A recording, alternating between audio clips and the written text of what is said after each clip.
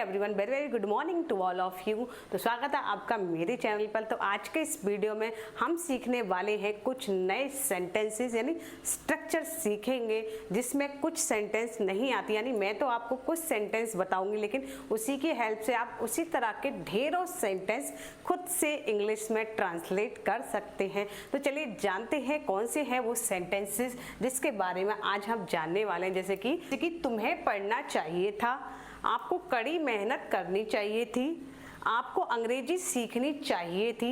तो यहाँ पर जो चाहिए आया है उसका अर्थ क्या है, यानी आपको पहले कोई काम करना चाहिए था लेकिन किया नहीं, यानी तुम्हें पढ़ना चाहिए था, यानी उस टाइम पे तुम्हें पढ़ना चाहिए था। अगर तुम पढ़ लेते तो आज एक सक्सेसफुल इंसान होते। तो इस तरह के वाक्यों को बनाने के लिए हम हमेशा यूज करते हैं should have.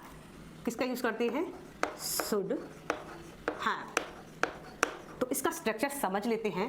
Subject plus should have plus इसमें हम लगाते हैं V3 यानी वर्ब की थर्ड फॉर्म प्लस ऑब्जेक्ट या फिर कोई अदर वर्ड है इसमें हम लगा देते हैं। तो क्या है इसका structure? Subject plus should have plus verb की थर्ड फॉर्म देन ऑब्जेक्ट या फिर इसके बाद कोई अदर वर्ड आते हैं उसे हम लिख देंगे। तो चलिए बनाते हैं पहला सेंटेंस। तो पहला सेंटेंस हमारा तुम्हें पढ़ना चाहिए था।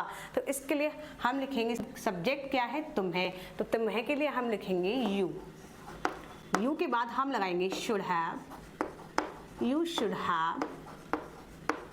पढ़ना चाहिए की हो गई स्टडी, लेकिन यहाँ पर हमें V3 लगानी है वर्ब की थर्ड फॉर्म। तो वर्ब की थर्ड फॉर्म क्या हो गई? स्टडी की थर्ड फॉर्म क्या हो गई? स्टडीड। ठीक है, यू शुड हैव स्टडीड यानी तुम्हें पढ़ना चाहिए था। नेक्स्ट सेंटेंस है हमारा आपको कड़ी मेहनत करनी चाहिए थी, यानी पहले आपको कड़ी मेहनत करनी चाहिए थी लेकिन आपने की नहीं। तो इसके लिए हम लिखेंगे, आपको के लिए हम लिखेंगे you should have. You should have करनी चाहिए थी कड़ी मेहनत। तो इसके लिए हम लिखेंगे मेहनत यानी काम के लिए हम लगाते हैं वर्क, लेकिन इसकी थर्ड फॉर्म होगी वर्कड। और कड़ी मेहनत के लिए कड़ी के लिए हम लिखेंगे हार्ड। तो क्या होगा इसकी English? You should have worked hard, यानी तुम्हें कड़ी मेहनत करनी चाहिए थी। नाउ नेक्स्ट सेंटेंस इज आपको अंग्रेजी सीखनी चाहिए थी, यानी पहले आपको अंग्रेजी सीखनी चाहिए थी लेकिन आपने सीखी नहीं। तो इसके लिए हम लिखेंगे यू शुड हैव। सीखने की हो गई लर्न, लेकिन हम इसकी थर्ड फॉर्म लिखेंगे लर्न इंग्लिश। क्या हो गई? You should have learn English, यानी आपको इंग्लिश सीखनी चाहिए थी। नाउ नेक्स्ट सेंटेंस इज आपको उससे नहीं मिलना चाहिए था। तो यहाँ पर क्या आ गया? चाहिए था लेकिन यहाँ पर नॉट में आ गया, नहीं यानी नेगेटिव में आ गया ये सेंटेंस। तो यहाँ पर हम इसकी इंग्लिश लिखेंगे, आपको के लिए हम लिखेंगे यू और सेम शुड। तो यहाँ पर आया है नहीं, तो यू शुड के बाद हम लिखेंगे नॉट। You should not. उसके बाद हम लिखेंगे हैव। अब मिलने की हो गई मीट, लेकिन हम इसकी थर्ड फॉर्म लगाएंगे मैट। मीट की थर्ड फॉर्म क्या हो गई? Met him.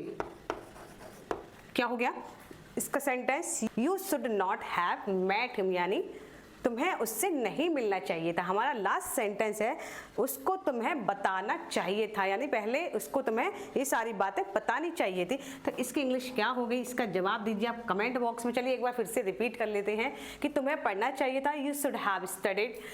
आपको कड़ी मेहनत करनी चाहिए थी, you should have worked hard. आपको अंग्रेजी सीखनी चाहिए थी, you should have learned English.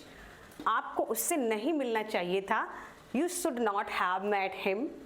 आप उसको तुम्हें बताना चाहिए था। तो इसकी इंग्लिश क्या होगी? इसका जवाब दीजिए आप कमेंट बॉक्स में। तो आई होप आज का जो स्ट्रक्चर आपको अच्छे से समझ में आ गया हो, यानी यहाँ पर भी बात हो कोई ही काम हमें करना चाहिए था लेकिन हमने नहीं किया, तो वहाँ पर हम यूज करेंगे शुड हैव का। तो hope you like this video. If you like this video please like and share my video.